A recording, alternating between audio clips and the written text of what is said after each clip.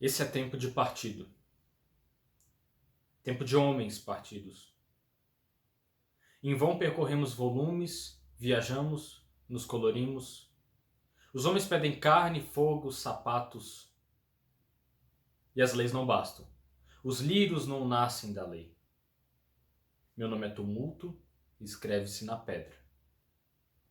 Visita os fatos, não te encontro. Onde te ocultas, precária síntese, penhor de meu sono, luz dormindo acesa na varanda? Miúdas certezas de empréstimos. Nenhum beijo sobe meu ombro para me contar a cidade dos homens completos. Calo-me, espero, decifro. As coisas talvez melhorem. São tão fortes as coisas. Mas eu não sou as coisas. E eu me revolto. Tenho palavras em mim buscando canal. São roucas e duras. São irritadas e enérgicas. Comprimidas há tanto tempo que perderam seu sentido. E apenas querem explodir. Carlos Drummond de Andrade. Essa poesia está no livro A Rosa do Povo. Eu não tenho o livro. Eu tenho esse livro aqui, Claro Enigma, e esse aqui, que são todos os livros do Drummond. Então eu não tenho o livro avulso, né, A Rosa do Povo, mas eu tenho todos eles, e aí eu marquei aqui a página onde está essa poesia Nosso Tempo. Ela é dividida em 8 partes, eu li apenas a primeira. Em primeiro lugar, eu gostaria de dizer que tudo isso aqui é improvisado, então eu não fiz nenhum roteiro. A única coisa programada que eu sei é que o limite do GTV é de 15 minutos, então eu vou tentar ser o mais rápido possível. E a segunda coisa é que, se vocês gostaram dessa poesia, por favor, leiam. Pesquisa no Google, leia a poesia inteira, ou nem que seja só a primeira parte, porque aqui tem um vício da minha interpretação. A forma como eu visualizei o conteúdo. Então pode ter aí algum vício meu. Partindo então agora direto para a análise da poesia, ele começa falando: esse é tempo de partido, tempo de homens partidos. E aqui eu faço uma comparação com Cazuza. Na música Ideologia, ele começa falando o seguinte: meu partido é um coração partido. Essa poesia foi feita em 1945, no último ano do governo Vargas, um período de extensa ditadura, um governo em que o ditador era o Getúlio Vargas. Ele iniciou em 1930, então isso vai se refletir bastante, não só nessa poesia Nosso Tempo, como nesse livro A Rosa do Povo, livro inclusive que tem poesias como O Mito, A Procura da Poesia, entre outras poesias famosas do Drummond. Eu acho que esse trecho é muito importante porque ele dá o ponto, ele dá o tom da poesia, de toda a poesia, né? Esse sentimento de descontentamento, esse sentimento de que, por mais que agora as coisas estejam melhorando um pouco, ainda tem esse lado ruim. E aí ele começa então falando um pouco sobre isso, né? Explicando que em vão, ou seja, sozinho, ao acaso, ele percorre volumes, eu imagino que são volumes de livros, viaja e nos colorimos também, dando a entender de que, apesar de todos os problemas, nós ainda gostamos do carnaval, nós ainda temos toda essa lógica do pão e circo. E logo em seguida então ele fala que homens pedem carne, fogo e sapato, ou seja, itens básicos numa linha de progressão: carne, fogo e sapato, a meu ver. E logo em seguida então ele chega na parte favorita, na minha parte favorita da poesia, que é: as leis não bastam, os lírios não nascem da lei. O Getúlio Vargas foi um presidente da história do Brasil que, apesar de ter sido um ditador, ele fez leis, instituiu leis como a consolidação das leis trabalhistas, a CLT, o Código Penal, o Código de Processo Penal, a Justiça Eleitoral, várias coisas que deram um pontapé no Brasil foram iniciadas no governo de Getúlio Vargas. Isso é muito importante. Então aqui ele fala que, apesar disso tudo, apesar de ter feito tudo isso, as leis não bastam. Os lírios não nascem da lei. E os lírios aqui seriam como se fosse uma flor. Então algo que brota, algo que nasce. E os lírios não vão nascer no seu coração porque um presidente assina uma lei falando que o amor predomine por toda a nação. Isso não vai acontecer porque as leis não bastam. E aí ele encerra essa segunda estrofe dizendo que meu nome é tumulto e escreve-se na pedra. Meu nome é tumulto é a ideia de que eu sou a revolução, eu sou incômodo, e a forma como esse governo lida comigo é levando até a lápide, né? Então o governo ele enfrenta essa oposição isso tudo levando até o cemitério, né? Escreve-se na pedra, na lápide. Logo em seguida ele fala, visita os fatos e não te encontro, e aqui ele começa uma busca, a meu ver, um início de uma ansiedade. Então ele começa a ficar ansioso, querendo entender o porquê das coisas, por que as coisas são assim. Porque ele é ditador, o que está acontecendo? E não só nessa primeira parte, como na poesia inteira, nas outras 7 partes.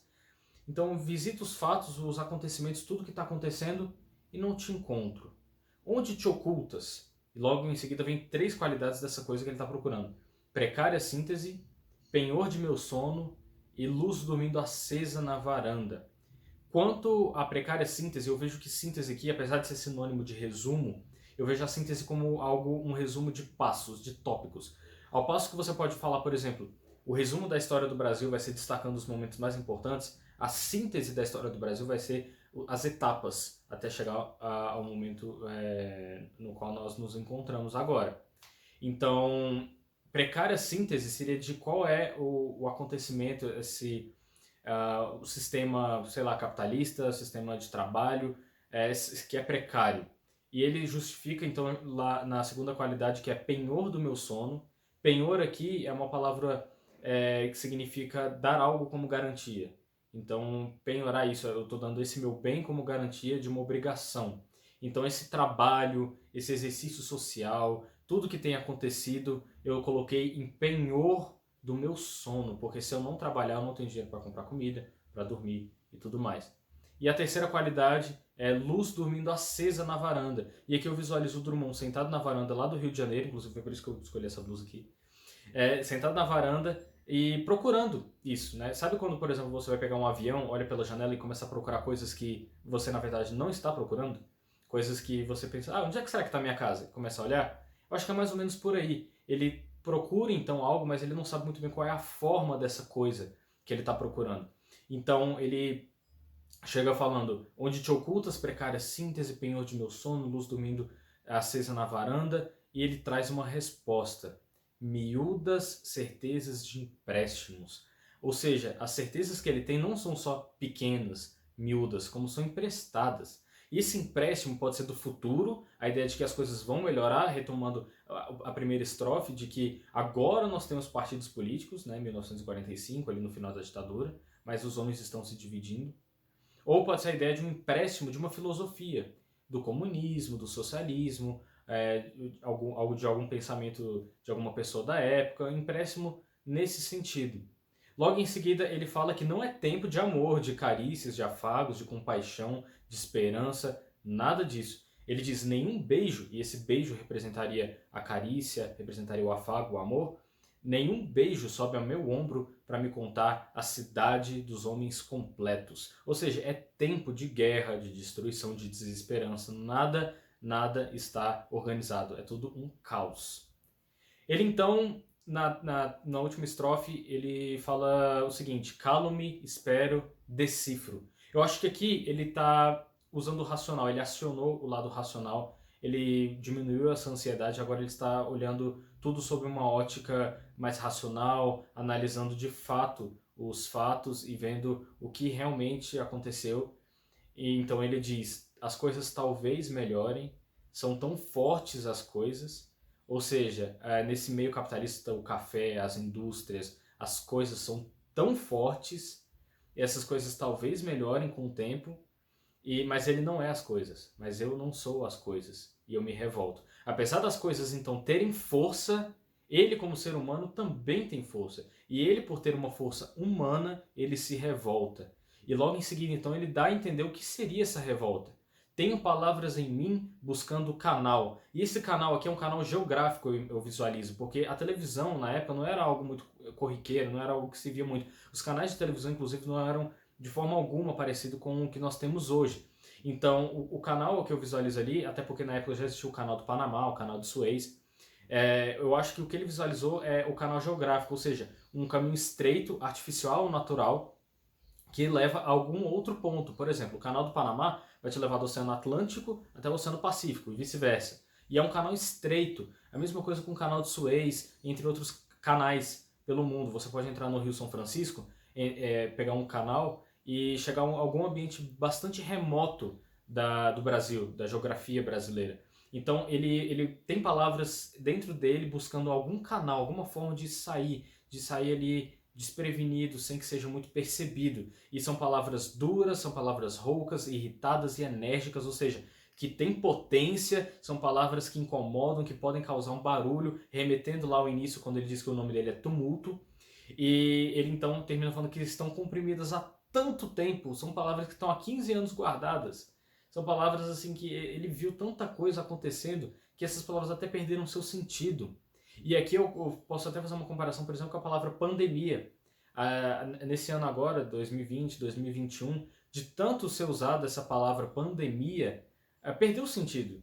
As pessoas, eu acho que se você falar para alguém que uma epidemia está surgindo, talvez tenha mais impacto do que dizer que uma pandemia está surgindo, ou algo assim, porque se tornou algo corriqueiro que aparece nos jornais todos os dias. Lembrando que isso aqui é só uma comparação esdrúxula, não necessariamente é o que o Drummond quis dizer e também é a minha interpretação. Ele quis dizer então que depois de todo esse tempo as pessoas se acostumaram, e não só se acostumaram, como elegeram Getúlio Vargas 5 anos depois, em 1950. E aí ele termina dizendo que essas palavras apenas querem explodir, que já que ele não acha um canal para poder sair dessa bolha, já que ele não consegue encontrar qual que é o problema, de entender aquilo que ele está sentindo, ele quer que essas palavras que estão dentro dele explodam como uma dinamite dentro de um prédio, como algo que está ali dentro, por fora parece que está tudo bem, mas por dentro não está nada bem. Espero que vocês tenham gostado. Eu não sou blogueiro, eu não sei esses termos, assim, não sei qual é o engajamento do Instagram para esse tipo de coisa, mas eu vou ficando por aqui e eu acho que eu vou iniciar esse novo quadro no meu Instagram, falar sobre isso. Então, curta, compartilhe. Aliás, nem precisa curtir e compartilhar, eu acho que só de você comentar aqui embaixo falando o que você achou, pra mim já tá muito, muito, muito legal. Se você chegou até aqui, então, pra mim, vale mais do que compartilhar isso aqui no New York Times. Então, muito obrigado e até a próxima.